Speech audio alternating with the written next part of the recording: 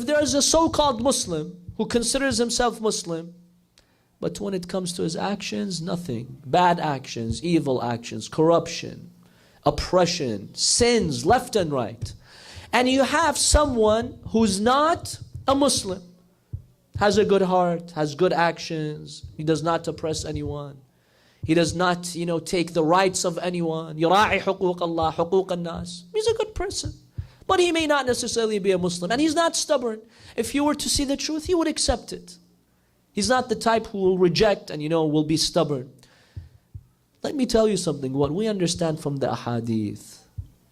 This person who looks like a Muslim, but his actions are bad, evil. You think this Muslim will die Muslim? Probably not. Unless Allah has mercy on this person. We have a hadith that say those people, for example, tarikus salah, the one who does not pray at the moment when he's, suffocating and his soul is taken away from him, the shaitan will take away his iman. He will tell him, ukfur billah, he will do kufr. He'll be too weak. It is the good actions that will keep you strong at the moment of death.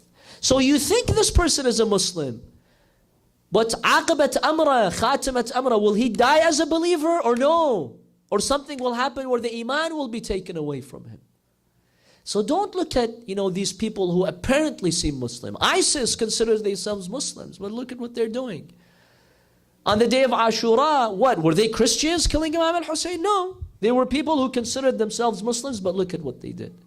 So just because you're born into a Muslim family doesn't mean you're automatically going to heaven. No, it depends on your actions. And just because that person is born into a non-Muslim family doesn't mean automatically they're going to hell. If they have good actions and a pure heart, Allah will eventually guide them. Allah will guide them. Allah has His own ways. Before they die, Allah will do something, will give them a push where they accept the truth. And they will die as believers. Maybe we don't see it. I guarantee you there are thousands and millions of people around the world. They're non-Muslim, they could be Christian, they could be whatever. They die as believers, but their family don't even know.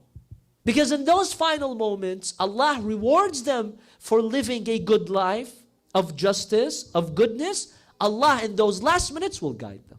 And they will die as Muslim. We don't necessarily know. They don't say this, or as they're dying, they can't speak, but they will accept the truth.